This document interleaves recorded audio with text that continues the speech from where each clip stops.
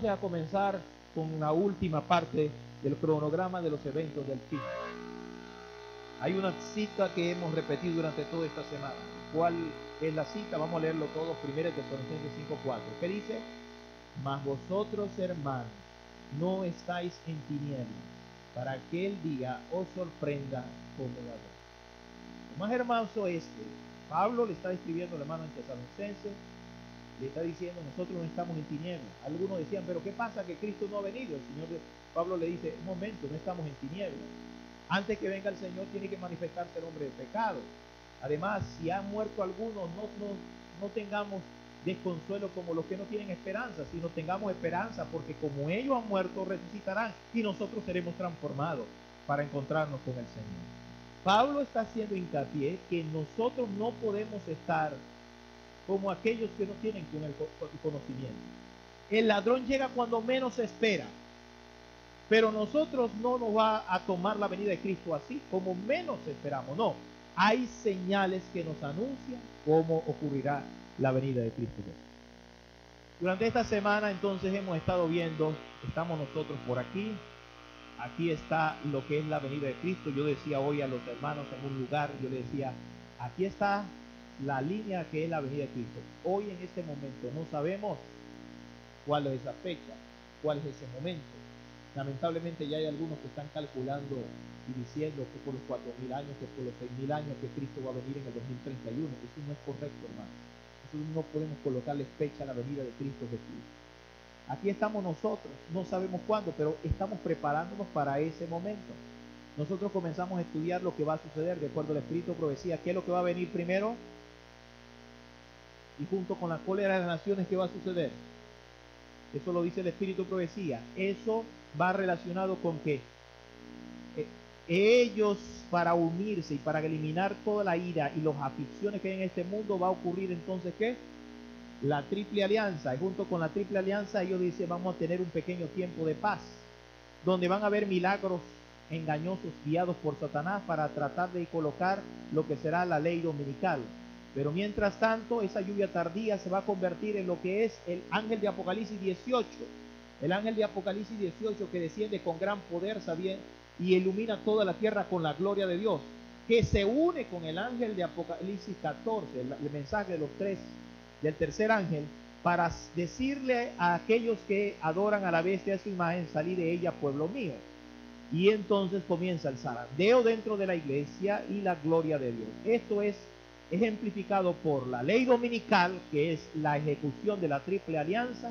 Comienza la persecución y en ese momento ocurrirá lo que es el sello del Dios vivo. Apocalipsis capítulo 7. El sello del Dios vivo. Dios sella a sus hijos con la lluvia tardía, con el poder de Dios. Los que quedan después del zarandeo, unos salen, otros entran. Dios sella a sus hijos para el evento del fin. Pero en el mundo ocurre cólera, en el mundo ocurre la triple alianza, en el mundo ocurre la ley dominical, en la iglesia ocurre la lluvia tardía, el fuerte pregón y el sello del Dios vivo para preparar a sus hijos para el tiempo del fin. Nosotros estamos viendo lo que ocurre afuera de la iglesia, lo que ocurre dentro de la iglesia. Yo le decía a unos hermanos el día de hoy, yo decía, la idea es, ya sabemos cuál es la estrategia de Satanás con la guerra, solo para recordar. La estrategia de Satanás con la guerra es que la gente no se prepare para el tiempo del fin. La estrategia de Dios con la guerra y permitir que Satanás haga la guerra es que ellos estén pensando en la guerra y nos dejen predicar el evangelio de Cristo Jesús. Lo leímos en la cita del Espíritu de profecía. La estrategia de Satanás con la guerra es destruir a este mundo. La estrategia del Señor es permitir que en medio de las aflicciones el pueblo de Dios se una, deje el orgullo, deje la vanidad, pueda unirse los unos con los otros y clamar a Dios por el descenso del Espíritu Santo. Y el Señor entonces prepare a su iglesia. Eso lo dice el Espíritu de profecía, eso lo dice la palabra del Señor. Yo les he dicho en estos días que todo lo que el diablo hace, Dios lo puede transformar para bien. Así que el diablo, aunque no lo quiera, trabaja para bien. La palabra de Dios dice en Romanos 8:28, a los que Dios ama, todas las cosas que le ayudan para bien. Amén. Ahora, eso es algo importante que va a ocurrir. Lamentablemente no podemos tomar más tiempo en tratar estos tópicos, estará allí cuando comienza la ley dominical, el sello de Dios, comienza el tiempo de angustia. Ese es un tiempo de angustia que va a ocurrir. La gente que dice que ya Cristo llegó, que ya viene, se está pasando por alto todos estos detalles. Y yo le decía a alguien algo que decía, pero pastor, ¿por qué es que la gente hoy está pensando de la venida de Cristo de la manera como está pensando? Yo le dije, porque ha dejado de entender la escatología adventista y entonces está siendo permeado por la escatología evangélica. La escatología evangélica que habla del rapto secreto, la escatología evangélica que dice, ok, estoy aquí, de repente se desapareció el piloto del avión. Eso no es la escatología adventista. La escatología adventista tiene un proceso, tiene una serie de acontecimientos que se van a dar. Y es por eso que es escuchar esos sermones de personas que han sido preparados bajo este contexto de escatología evangélica, no están claros de los acontecimientos del tiempo del fin. Nosotros tenemos otro concepto acerca de cómo ocurrirá el tiempo del fin. ¿Qué pasará después del tiempo de angustia? Cuando se coloque la ley dominical, ya lo vimos en una cita, está a punto de terminarse el tiempo de gracia. Y el tiempo de gracia efectivamente se terminará. ¿Cómo sabremos que el tiempo de gracia se terminará? ¿Será derramada qué? Ahora noten, mientras que en el mundo está derramando las 7 plagas, el pueblo de Dios sabe que el tiempo de gracia se termina. Esa es la señal para el pueblo de Dios. Apocalipsis capítulo 16. Las úlceras, el mar se convierte en sangre, los ríos se convierten en sangre, ya dijimos las características de estas plagas, etcétera, etcétera. Muy bien, en ese momento, cuando se derraman las 7 plagas y termina el tiempo de gracia, comienza el tiempo de angustia de Jacob. No, pero se acelera el tiempo de angustia, perdón, se acelera el tiempo de angustia, especialmente el tiempo de angustia de Jacob. Y durante ese tiempo, especialmente ese tiempo de angustia, simboliza de que esas plagas van a hacer sentir muy mal a las personas que están en este mundo. Y entonces ellas, dice Satanás, se va a acercar a ellas y van a decir, estas personas que no guardan la ley que nosotros hemos colocado son las causantes de los juicios de Dios, porque ellos están obedeciendo a Dios y la mayoría quiere que el domingo sea guardado. Si nosotros eliminamos a estas personas, vamos a agradar a Dios. Entonces se va a colocar lo que se llama el decreto de ¿qué? De muerte. Todo eso está allí, todo está en el espíritu de profecía, todo está en la palabra de Dios, de la misma manera como ocurrió en Esther capítulo 3, el decreto de muerte, también va a ocurrir en el tiempo del fin, el decreto de muerte. Eso es la escatología adventista del tiempo del fin. Entonces ellos van a acusar que son los escogidos de Dios, los causantes de los juicios del Señor, de la misma manera como acá cuando se encontró con Elías, lo estudiamos también. ¿Qué dice acá Elías? Le dice, he aquí el que turba a Israel. Y Elías le responde, yo no soy el que turba a Israel, sino eres tú con todos tus pecados. ¿Quién era el que había turbado a Israel? ¿Quién era el que había hecho que el cielo no diera la lluvia? Acá con todos sus pecados, pero estaban acusando a Elías. Asimismo, Satanás cambia las cosas y acusa al pueblo de Dios de que ellos, por no obedecer la ley dominical, son los que están causando los juicios de Dios. Y se lanzan contra el pueblo de Dios. Eso es interesante entender el razonamiento. El adventista tiene que prepararse para eso, tiene que entender cuál es el concepto que va a ocurrir en el tiempo del fin. Eso va a llevar, por otro lado, en ese momento el pueblo de Dios tiene que ir a las montañas. Estudiamos que cuando se da la ley dominical, Elena en White dice, cuando se da la ley dominical, tiene que salir de las ciudades grandes a los pueblos pequeños. Cuando se da la ley dominical, el que puede hoy que salga, pero el mandato bíblico del espíritu de profecía es cuando, hermanos, la ley dominical de los pueblos grandes ¿a qué? A los pequeños. Cuando se da el decreto de muerte, allí hay que salir a los lugares desolados, ahí hay que salir a las montañas. Eso hay que decírselo a la iglesia, eso hay que hacerlo entender, porque hay personas que por no entenderlo a veces quedan confundidos. Noten, este es un proceso, estos son procesos, acontecimientos que van llevándose. Esto no es de un día para otro, de un mes para otro, de la noche hacia la mañana, procesos que se van dando a través del tiempo del fin. ¿Qué aparece allí? Ahora el tiempo de angustia de Jacob aún con mayor plenitud, cuando ya se ha colocado el decreto de muerte, cuando Esaú viene contra Jacob con los 400 soldados, cuando viene a destruirlo, ya ellos dicen tal fecha, a tal hora, ya se acabó la oportunidad de proteger a estas personas. Se acaba el derecho humano, se acaba todo, y entonces a la medianoche, porque los días, según el concepto romano, terminan a la medianoche, a las 12 de la noche, dicen, después de las 12 de la noche de tal día, vamos a imaginarnos el día primero tal, usted puede tener libertad de quitarle la vida a cualquiera y no va a tener ningún problema. Así que a la medianoche ha colocado el decreto de muerte para el pueblo del Señor. Ahora, hasta allí quedamos ayer. Ahí está el decreto de muerte. Hasta el pueblo de Dios en las montañas, en las cárceles, prisioneros. Hasta allí quedamos ayer. ¿Qué va a pasar de aquí hacia allá? Lo que usted va a leer hoy puede cambiar a usted su vida. Lo que usted va a leer hoy le va a ayudar a entender cosas que usted no sabía quizás, pero que usted ahora va a entender cómo ocurrirá la venida de Cristo Jesús. Imagínense ustedes en su mente, toda la gente está enojada porque ellos son los culpables de que las plagas estén cayendo. Todo el mundo se ha unido espiritualmente buscando a Dios ante un falso día de reposo. Hay un grupo reducido que se abstiene de hacerlo. La gente está enojada y ahora se ha tomado la decisión de destruirlos un día. Mientras tanto, el pueblo de Dios, en grupos, dice el Espíritu Profecía, reunido, orando, buscando, sobre todo está clamando a Dios para que ojalá sus pecados hayan sido perdonados, porque ellos saben que el tiempo de gracia terminó. Y el enemigo, por otro lado, le está recordando todos sus pecados pasados y le dice, ¿será que tú pediste perdón por este pecado? Y tú pediste perdón por este otro, y tú pediste perdón por este otro pecado. Y le está diciendo, tú no estás salvo, tú estás creyendo que tú vas a ser salvo, pero tú no eres salvo. Y en ese momento su fe es probada hasta lo sumo. Por otro lado, no pueden comprar, no pueden vender. Dice que están pasando tres cosas. Su fe está probada ¿en qué? En hambre, en cansancio y en espera.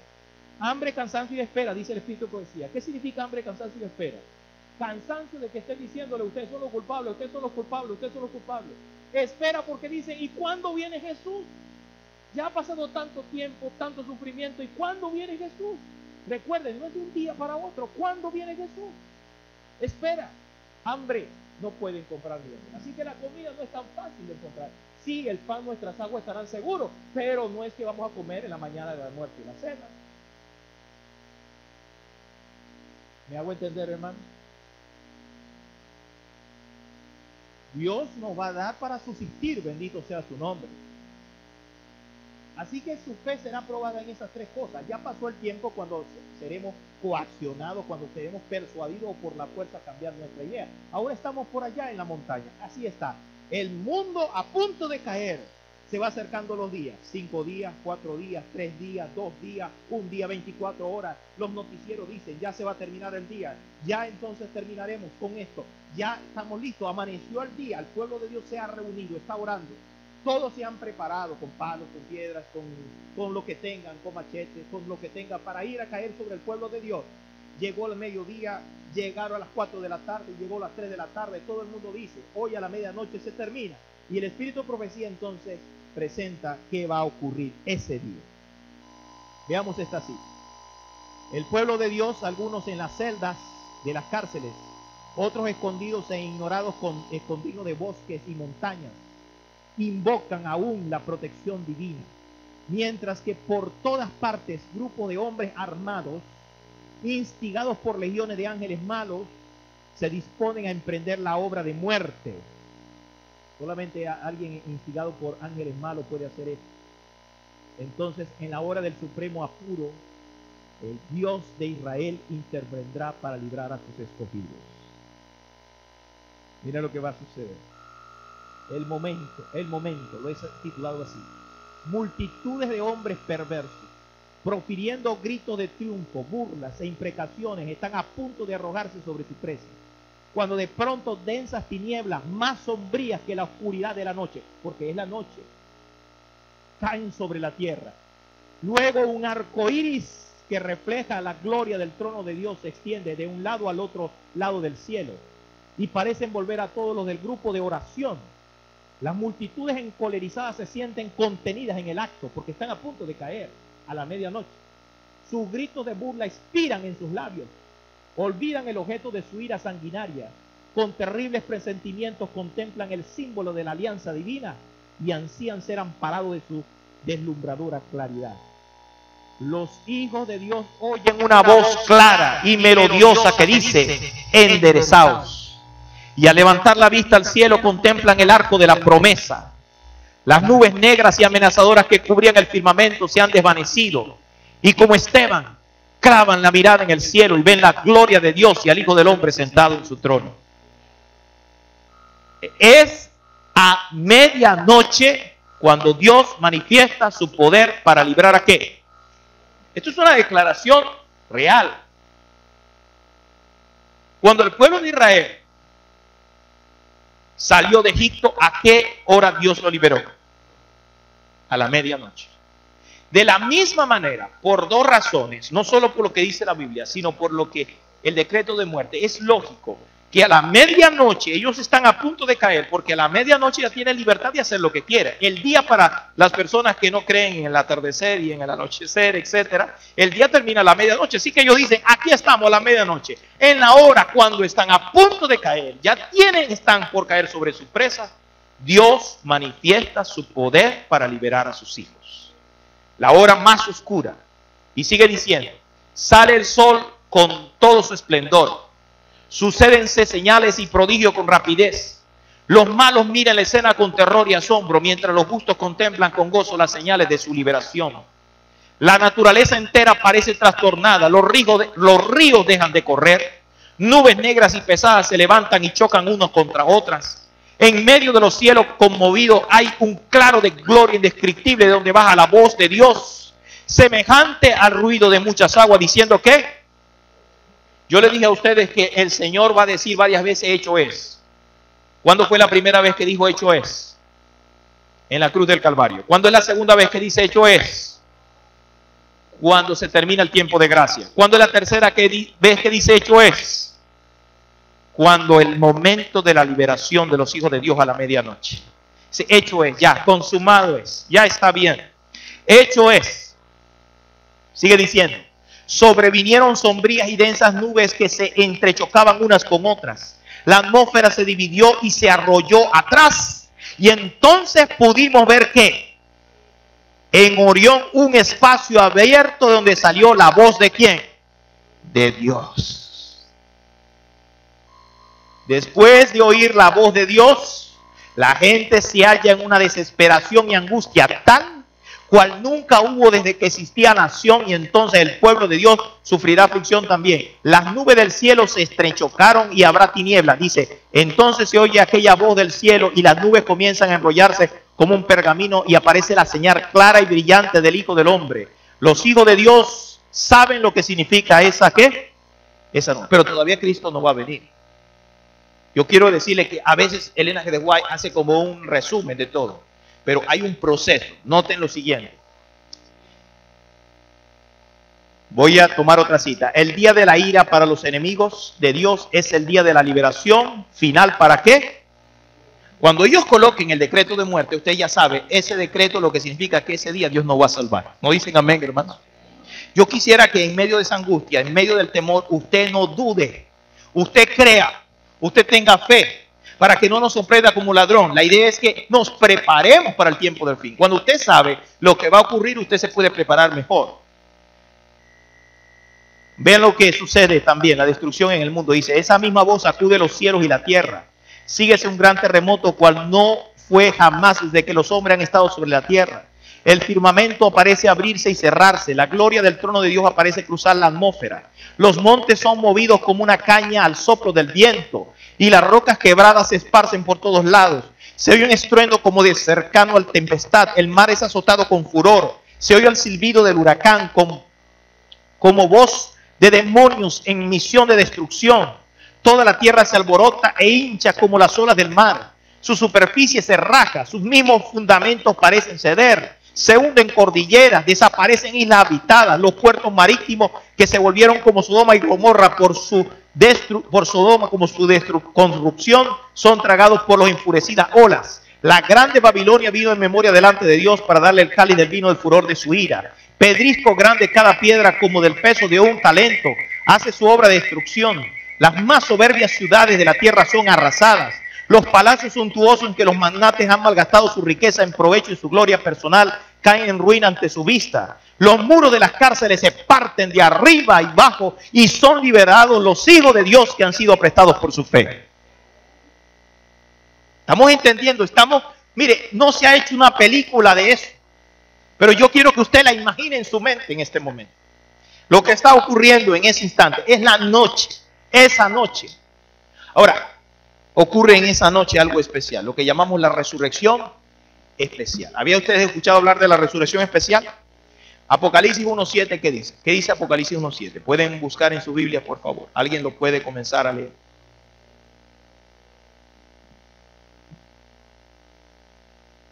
¿Cómo dice? He aquí. Ajá. Y todo ojo le verá.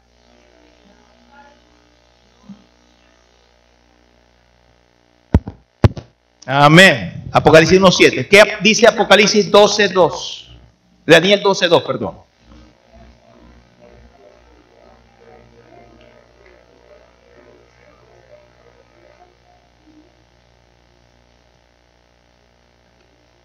Daniel 12.2. ¿Alguien lo puede leer?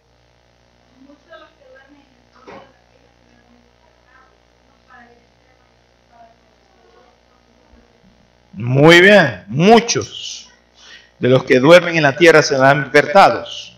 Muchos, no todos. Y dice, unos para vergüenza y otros para bendición. Ahora, ¿por qué? Porque hay una resurrección especial. ¿Quiénes van a resucitar en ese momento? Apocalipsis 14:13, ¿qué dice? Bienaventurados los que de aquí en adelante mueren en el Señor, porque aquí descansan de sus trabajos, pero sus obras con ellos siguen. Así que, ¿quiénes van a resucitar en esa resurrección especial? Esa noche, cuando haya ese estremezón, cuando las cárceles se abran, cuando el cielo se mueva, ¿quiénes van a resucitar? Va a resucitar Jaime White, va a resucitar Elena G. White. Por eso es que dice, algunos tienen una duda que dice que Elena G. White estaba con los 144,000. Ella está con los 144,000, pero no entre los 144,000, porque ahí van a resucitar todos los que murieron creyendo en el mensaje del tercer ángel. Después de 1844 resucitarán para ver los últimos momentos de la venida de Cristo Jesús. Pero también va a resucitar Anás, va a resucitar Caifás, va a resucitar Pilato. Va a resucitar aquellos que les traspasaron. El soldado que le traspasó en la cruz también va a resucitar en ese momento. Para ver aquellos que crucificaron al Hijo de Dios viniendo en las nubes con gran poder y gloria. Esa es la resurrección especial. Todavía no ha ocurrido la resurrección grande. Esto es importante que lo entendamos, porque a veces nosotros juntamos todos los eventos en uno solo y no estamos claros de todo lo que va a suceder y cómo va a suceder. Mire lo que dice el Espíritu de Profecía. Dice, Dios escogió la medianoche para liberar a su pueblo.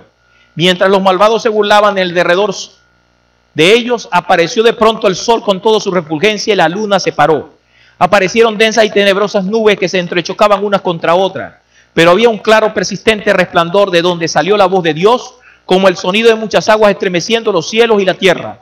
Sobrevino un tremendo terremoto, abriéndose los sepulcros, y los que habían muerto teniendo la fe en el mensaje del tercer ángel y guardando el sábado, se levantaron glorificados de sus polvorientos lechos para escuchar el pacto de paz que Dios iba a hacer con quienes habían observado su ley.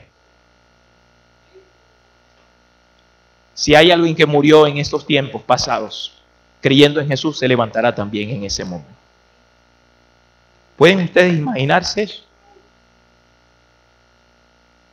Todavía Jesús no ha llegado, pero el día de la liberación Dios los levantará.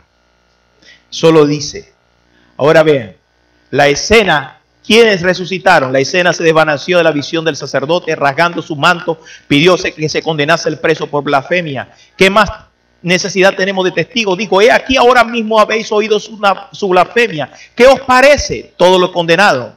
Así hicieron su decisión los dirigentes judíos. Su decisión fue registrada en el libro que Juan vio en la mano de aquel que se sienta en el trono, el libro que ningún hombre podía abrir. Con todo su carácter vindicativo aparecerá esta decisión delante de ellos el día que este libro sea abierto por León de la tribu de Judá. Cuando Cristo venga por segunda vez, lo verán como rey celestial. Entonces los sacerdotes y gobernantes recordarán claramente la escena en la sala de juicio. Cada circunstancia aparecerá delante de ellos como escrita en letras de fuego. Note, he tomado la Biblia, he tomado el Espíritu de Profecía para presentarle a ustedes un hecho importante. Y el Espíritu de Profecía nos ayuda a saber cuándo va a ocurrir. Va a ocurrir el día de la liberación, a la medianoche. Ahí van a resucitar y va a resucitar una resurrección especial. ¿Quiénes van a resucitar allí? ¿Quiénes van a resucitar allí?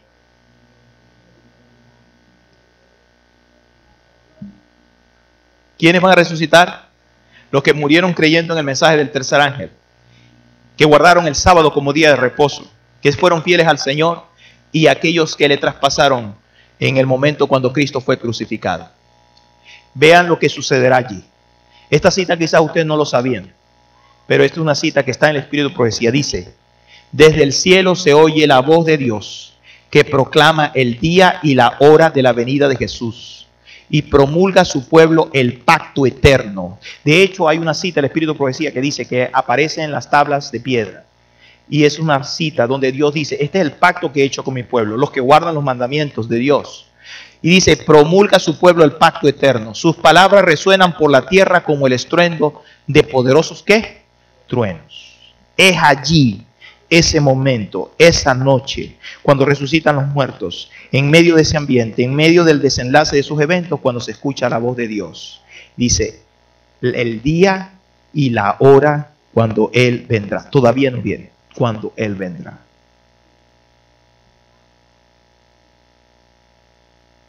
Esta otra cita, miren lo que dice esta cita. Esta cita del Espíritu de Profecía dice así: pronunciaba una frase que dice y se detenía, mientras las palabras de la frase retumbaban por toda ¿qué? La tierra. El Israel de Dios permanecía con la mirada fija en lo alto, escuchando las palabras según iban saliendo de los labios de Jehová, y resonaba por toda la tierra con el estruendo de retumbantes truenos. Era un espectáculo pavorosamente solemne. Al final de cada frase, los santos exclamaban: gloria, aleluya. ¿Pueden ustedes imaginarse la escena? ¿Pueden ustedes imaginarse la escena? Dios está diciendo el día y la hora. Ahora, eso no lo van a entender sino los 144,000. Mira lo que dice allí. Los 144,000 santos vivientes reconocieron y entendieron la voz, pero los malvados se figuraron que era el fragor de ¿qué? De los truenos y el terremoto. El Israel de Dios escucha con los ojos elevados al cielo. Sus semblantes se iluminan con la gloria divina y brillan cual brillara el rostro de Moisés cuando bajó del Sinaí. Los malos no los pueden mirar cuando la bendición es pronunciada sobre los que honraron a Dios, santificando su sábado, y se oye un inmenso grito de victoria. Entonces comenzó el jubileo durante el cual la tierra debía descansar. ¿Estamos entendiendo, hermanos?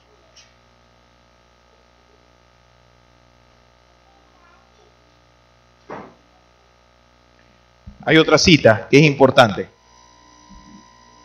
que tiene relación con esto mismo. Dice: a los santos los iluminaba una luz refulgente. Cuán hermosos parecen entonces, porque le reflejan el rostro de Moisés, el misma imagen de Moisés, resplandor de Moisés.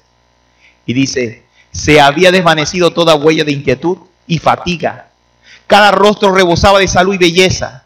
Sus enemigos, los paganos que los rodeaban, cayeron como muertos, porque no les era posible resistir la luz que iluminaba a los santos redimidos.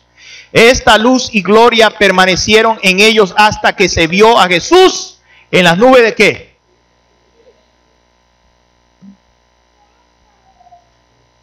Sí, hermano.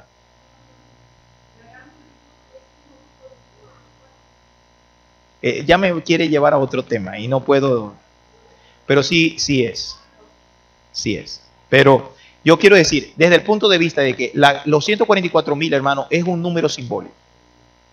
No existe. Nosotros no creemos como los testigos de Jehová que 144,000 exactos, así 1, 2, 3, 4, 5, 6, 7, 8, 9, digamos 144,000. Nadie se puede salvar. Aquí esto es el tiempo del fin. No. Necesitamos tener claro eso, hermano. Porque es que a veces bebemos de otra fuente y por eso es que la iglesia adventista a veces anda un poco confundida. Pero sigo aquí. Yo quiero que no pierdan la escena. Ustedes lo están viviendo, hermanos. Yo solamente me imagino ese momento. Imagínense todos los sacrificios, todo el que estuvo en la cárcel, todo el que estuvo, que oprimieron, todo el que le persiguieron, todo el que se mofaron, todo el que le golpearon, todo el que sufrió, todo el que vivió, el que vio a morir a su familia, incluso antes del fin del tiempo de gracia, aquel que ahora está viendo toda la liberación, el poder de Dios manifestado en toda su plenitud y escuchando la voz de Dios. ¿Qué sucede después? Mire lo que dice.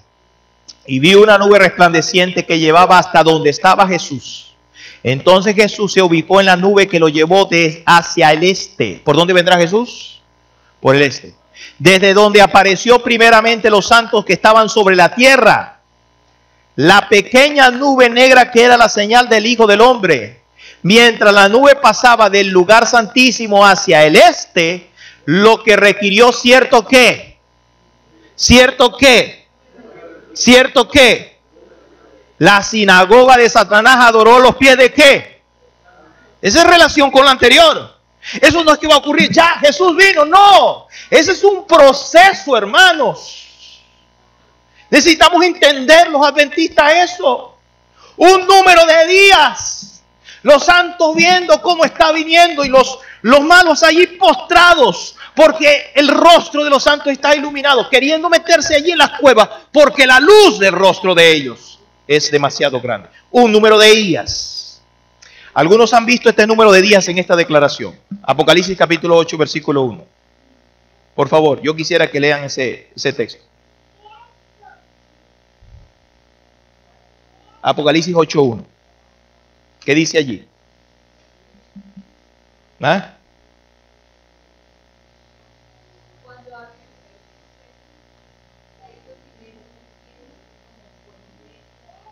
Media hora. Ahora, algunos han sacado un cálculo. Ayúdenme ahí para sacar el cálculo. Yo no estoy asegurando eso. Perdónenme, no estoy asegurando eso. Pero yo quisiera que lo consideráramos. Si un día equivale a un año profético y un día tiene 24 horas, ¿cuántos minutos serían 24 horas, pastor? Hágame una regla de 3 y qué significaría media hora. Hágame esa regla de 3. No, yo quiero que lo haga porque no se confíe de la mente. Nos podemos sorprender. Alguien, por favor, aquí estamos estudiando. Tomen la calculadora, tomen ustedes allí. Tomen su celular. Y entonces usted va a multiplicar 24 horas por 60 minutos. Le va a dar 1440. Si 1440 minutos equivale a 365 días, 360 días, usted multiplica entonces 30 minutos por 360 entre 1440. ¿Le va a dar cuánto? 7.5 días. Pastor, está en lo correcto. El punto es que durante unos días el Señor toma del santuario, se monta en el carruaje de las nubes que lo lleva del lugar santísimo hacia el este. ¿Por dónde vendrá Cristo? Dice, como un relámpago que sale del oriente y se muestra ¿en qué? En el occidente. Así será que la venida del Hijo del Hombre. Noten cómo esto corrobora totalmente con lo que dice la palabra de Dios. Ahora vean lo que sucede. ¿Por qué hay silencio en el cielo? Miren lo que dice allí, esa cita. Todo el cielo se vaciará de ángeles, mientras los santos lo están esperando, mirando hacia el cielo como lo hicieron los galileos cuando ascendió desde el monte de los olivos. ¿Ustedes se imaginan esa escena? Un ángel diciéndole al otro, ¿para dónde vamos? Para las tierras. ¿Qué va a pasar? Vamos a ir a buscar a los santos de Dios. Ustedes se imaginan, te vas a quedar, no, aquí no se queda nadie. Todos los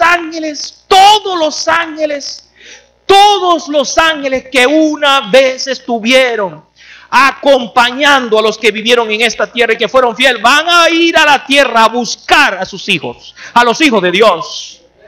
Todos. El cielo se vacía porque el evento más importante de la historia del universo está por ocurrir. Jesús va a la tierra a buscar a su pueblo. ¿Pueden ustedes imaginarlo, hermanos? Esto no es para saborearlo una hora, no, eso va a llevar días. Días cuando usted estará feliz de poder contemplar lo que Dios está haciendo para cumplir sus propósitos. Todo el cielo se vacía del cielo. Y dice además, entonces, después que pasan esos días, el cielo está solo. Dice, pronto aparece en el este una pequeña nube negra, de un tamaño como la mitad de la palma de una mano. Es la nube que envuelve al Salvador y que a la distancia aparece rodeada de oscuridad. El pueblo de Dios sabe que es la señal del Hijo del Hombre. El silencio solemne la contempla mientras va acercándose a la tierra, volviéndose más luminosa y más gloriosa hasta convertirse en una gran nube blanca, cuya base es como fuego consumidor, y sobre ella el arco iris del pacto. Jesús marcha al frente como un gran conquistador. Ya no es varón de dolores que haya de beber el amargo cáliz de la ignominia y de la maldición. Victorioso en el cielo y en la tierra, viene a juzgar a vivos y muertos. Fiel y veraz, en justicia juzga y hace la guerra. Y los ejércitos que están en el cielo le seguían. Con los cantos celestiales los ángeles, en inmensa, innumerable muchedumbre, le acompañan en el descenso. No uno ni dos, todos. El firmamento parece lleno de formas radiantes. Millones de millones y millares de millares.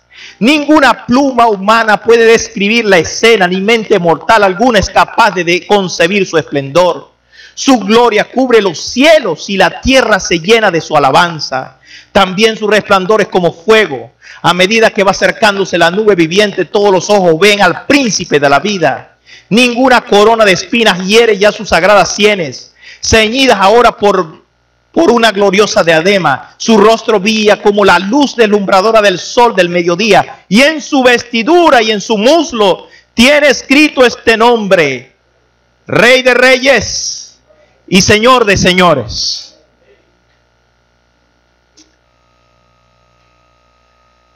No hay lengua humana que pueda describir la escena de la segunda venida del Hijo del Hombre. Y en las nubes de los cielos vendrá con su propia gloria, con la gloria de su Padre y la de los santos ángeles. Vendrá revestido de ropaje de luz que haya llevado desde los días de la eternidad. Los ángeles lo acompañarán, miles y millones lo escoltarán por el camino. Se oirá el sonido de la trompeta que llama a los muertos dormidos de sus sepulcros. La voz de Cristo penetra la tumba y entra en los oídos de los muertos, y todos los que están en los sepulcros, ¿qué dice? Alabado sea el nombre del Señor. Eso ocurre 7 días después, a mi modo de ver, hermanos. 7 días después, a mi modo de ver. Quiere decir que durante 7 días Elena de White, Jaime White están allí esperando junto con todos los santos la venida de Cristo Jesús. Todos los que creyeron en el mensaje de los 3 ángeles. Todos los que murieron esperando. 7 días. Porque varios días demora allí. Mientras tanto, la sinagoga de Satanás adora los pies de los santos. Hasta que llega el día. Y al 7º día, o al momento después de que llegue ese día, entonces el Señor aparece. Y allí hace una resurrección. Desde Abel hasta el último santo, antes de la venida de 1844. Todos resucitan para entonces estar con Cristo Jesús. ¿Qué pasa entonces, hermanos? ¿Cómo resucitan? Una pregunta, ¿cómo resucitan? Hace poco, antes de leer lo que está allí, porque esto es interesantísimo, hace poco nosotros, un pionero de la iglesia, una parte de su ceniza la llevamos al donde está su esposa, y la enterramos allí, y la otra parte de esa ceniza la llevamos junto al monte Roraima, donde está el pastor O.A. Davis, que murió hace muchos años, porque quería que su corazón lo enterraran junto al pastor O.A. Davis. Bueno, eso era ilegal, pero Dios permitió que muriese aquí en Estados Unidos, lo cremaron y entonces dieron las cenizas. La ceniza la dividimos en una parte para el lado de su esposo y otra parte para donde estaba el pastor O.A. Davis. Y él, muchas personas decían, ¿y dónde va a resucitar el pastor? ¿Va a resucitar junto a su esposa o va a resucitar junto al pastor O.A. Davis? Yo no sé, si yo hiciera esa pregunta aquí en este momento, y si ¿cuántos dirían junto a la esposa, pastor? junto al pastor Wayne Davis, porque nuestra mente piensa así. Pero esta cita que ustedes van a leer les va a cambiar su mente.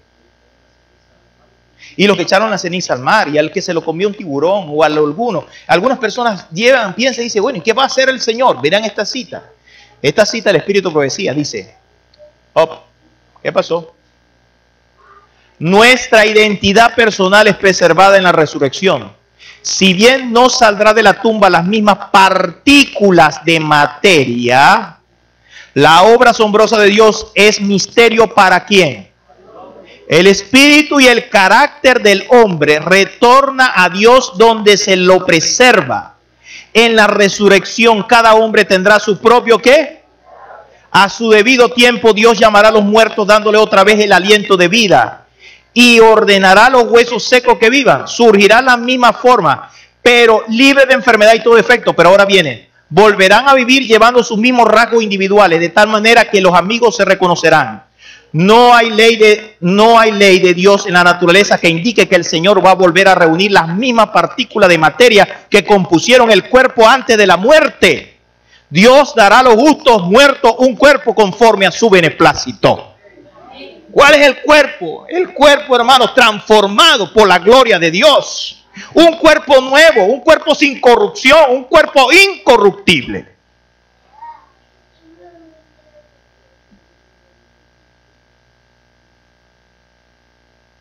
Así que no nos preocupemos por la ceniza. No lo necesitamos, gloria a Dios. No lo necesitamos porque el Señor nos va a dar un cuerpo nuevo, donde podremos vivir por toda la eternidad. Ahora vean,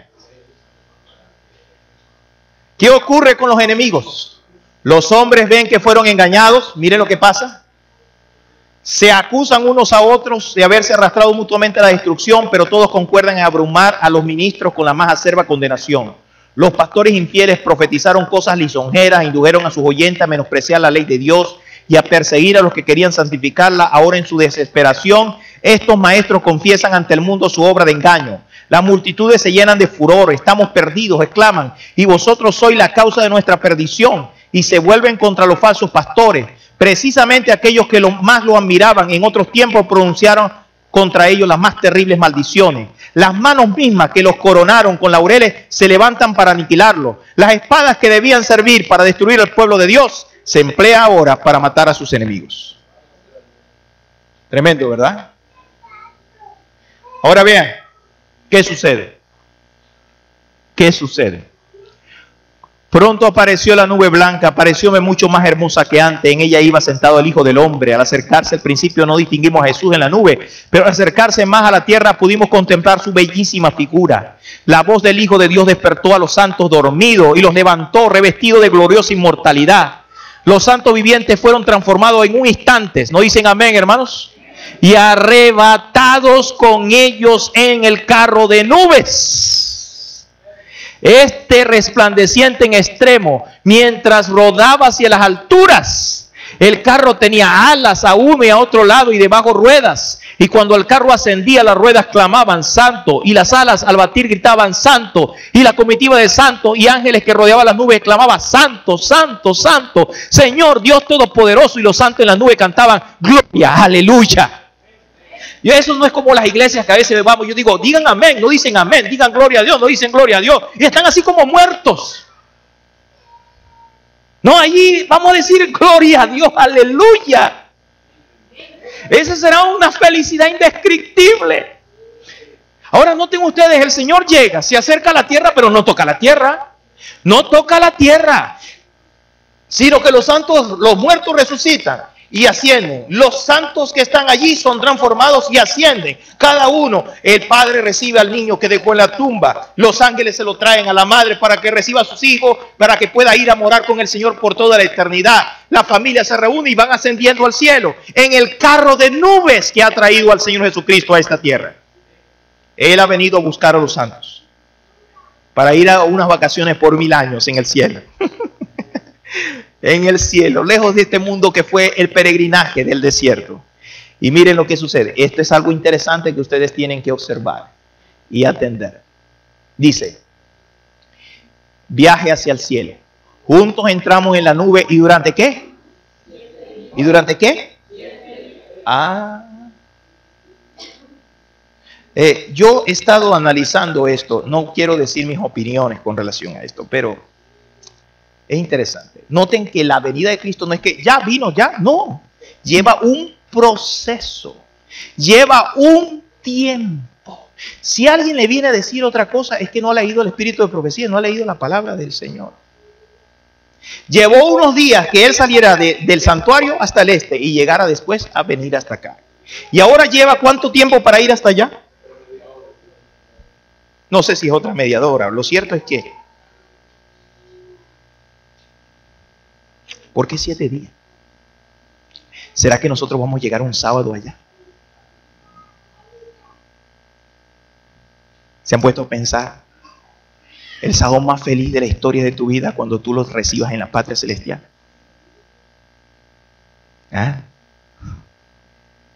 7 días. 7 días demora el viaje. 7 días fuimos ascendiendo. ¿A dónde, hermanos? Mire el aeropuerto. ¿Cuál es el aeropuerto? ¿A dónde vamos a llegar? Al mar de vidrio. La nube nos va a llegar al mar de vidrio. Allí, donde Jesús, ¿qué hace, hermanos? Sacó coronas y nos las ciñó ¿con qué? Oh, hermanos.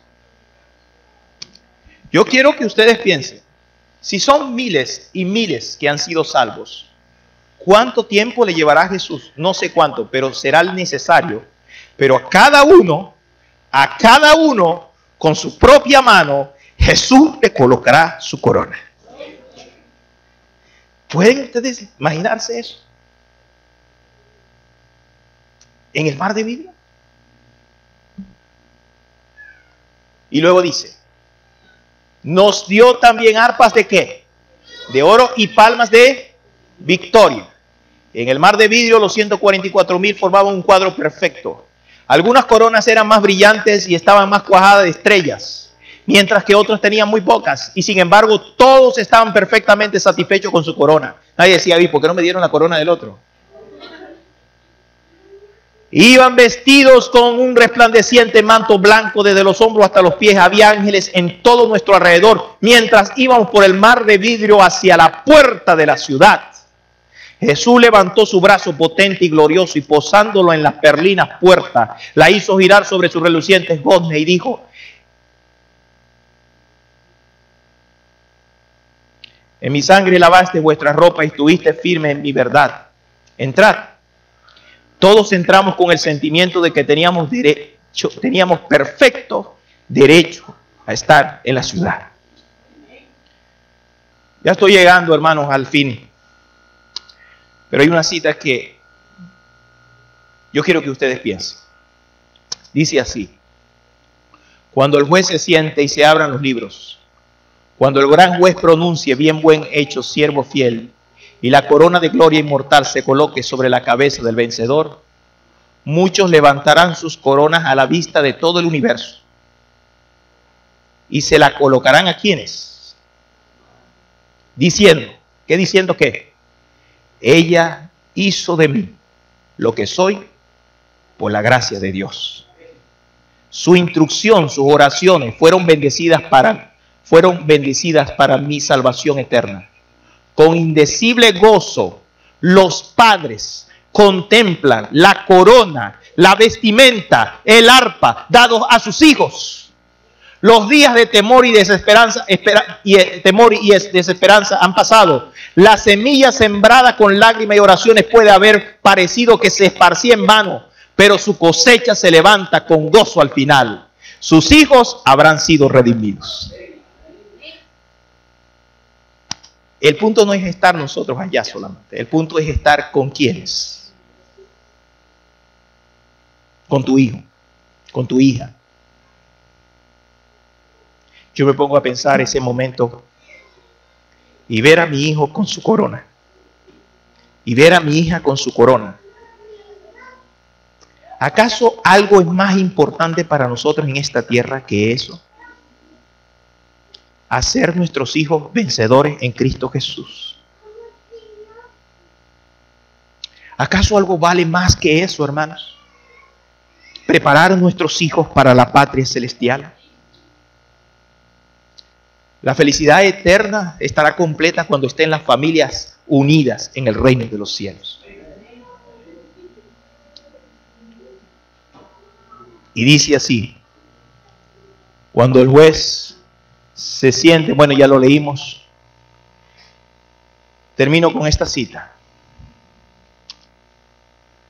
Pablo dijo, cuando iba a morir, he peleado la buena batalla, he acabado la carrera y he guardado la, por lo demás me está guardada la corona de justicia, la cual me dará el Señor juez justo, en aquel, y no solo a mí, sino a todos los que aman. Nos quisiéramos quedar en esa descripción de la patria eterna, ¿verdad? Será hermoso estar allí. Pero estamos ahora aquí.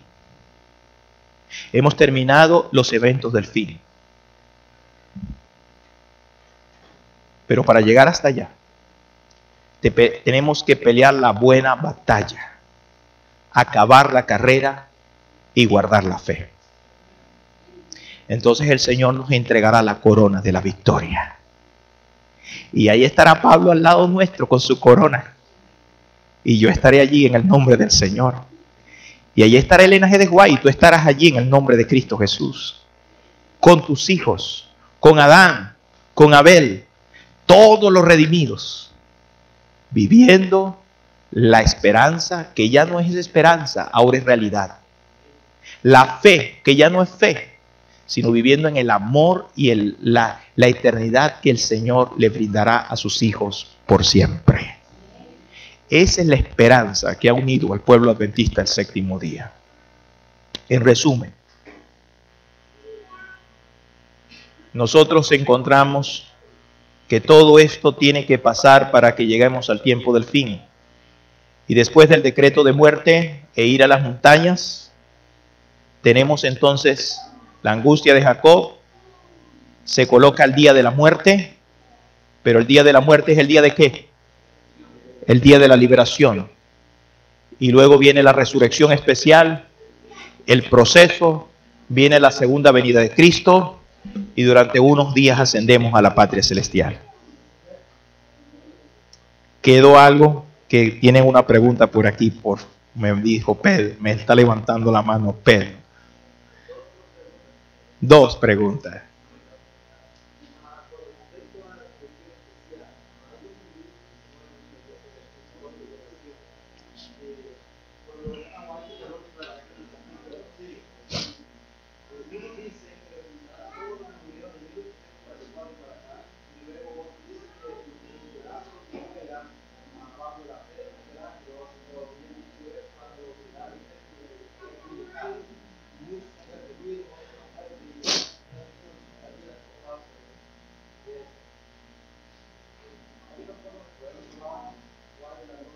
¿Qué leíste? Voy a decir como Jesús, ¿qué leíste?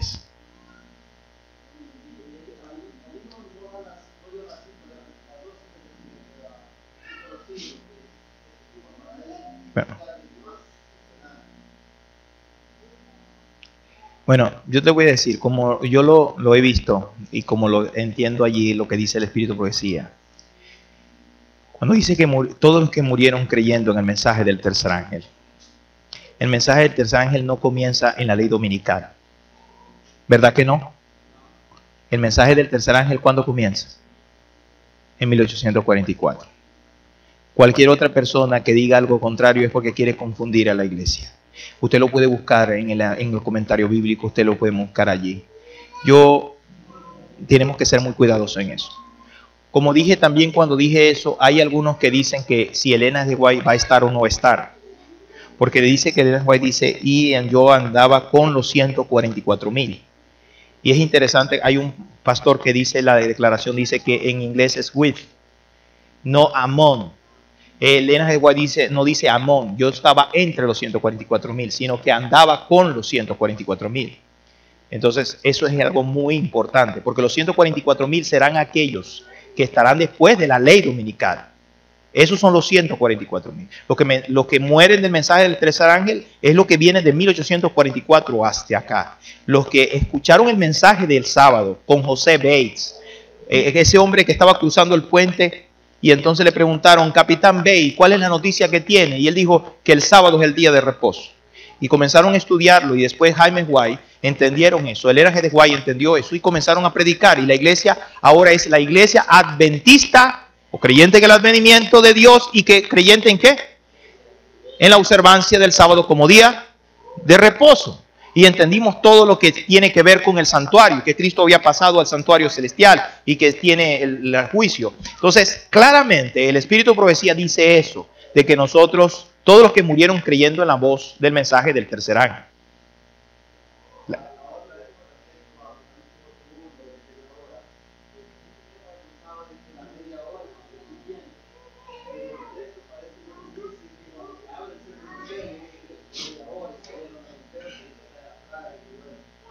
Por eso yo dije, solamente estoy dándolo como una observación. No estoy dando ninguna opinión con respecto a eso. Yo solamente me limito, no quiero hacer conjeturas. Vuelvo a decir, porque es que a veces la gente se pasa en conjeturas. No, yo quiero basarme en lo que está escrito. Hasta ahora lo que está escrito y el Espíritu de Profecía nos dice es que el cielo se queda solo. Y dice que durante varios días ascendemos al cielo. Hasta allí yo llego. Ahora, hasta ahora nosotros entendemos que hay solamente una declaración de media hora. Algunos lo comparan, dije yo, pero yo no voy a entrar a decir esto es esto, esto es aquello. ¿Ok? Ahora, yo quisiera así enfatizar algo, hermanos. Cada predicador que se levante en una iglesia, un templo adventista, debería de confirmar la fe de los miembros de la iglesia. Hay muchos que lo que hacen es confundir la fe de los miembros de la iglesia. Eso no es positivo porque prepara al miembro a ser confundido después en los tiempos del fin. Yo quiero invitarles, por favor, en el nombre del Señor. Hay algunos que hablan de 1335, que de los 1390, con diferentes posiciones. Posiciones que no están aseguradas, pero lo hablan con tanta certeza que dicen esto es así.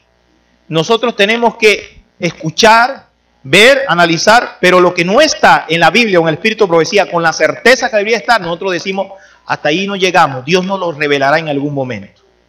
Pero en este momento no tenemos ningún profeta, ni hijo de profeta, que venga a decirnos, mira, esto es así, esta es la nueva norma, esta es la nueva ley, el Señor va a venir dentro de una semana. Ya usted sabe, el Señor nos ha dejado a nosotros claro el camino.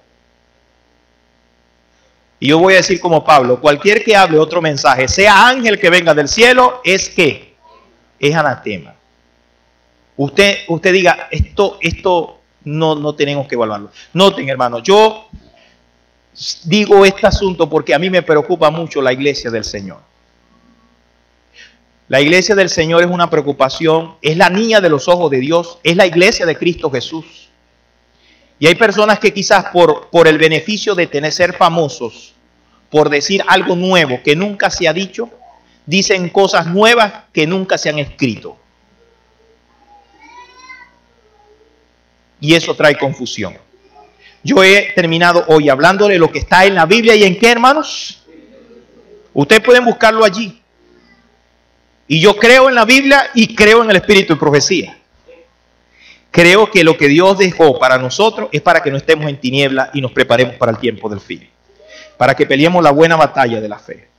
No critico ni condeno a aquellos que de alguna manera todavía no han encontrado este camino. En el sentido de que no saben a veces el daño que puede causar a un miembro de la iglesia. El sembrarle la duda en su corazón. En sembrarle la duda en su mente. Y a veces a ponerse a pensar en cosas que no están claras. No están claras. Y eso causa a veces separación dentro de la iglesia.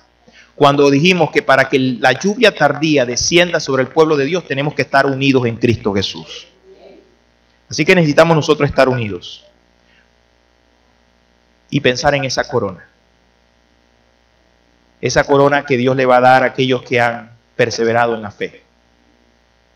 No importa dónde estén, han peleado la buena batalla.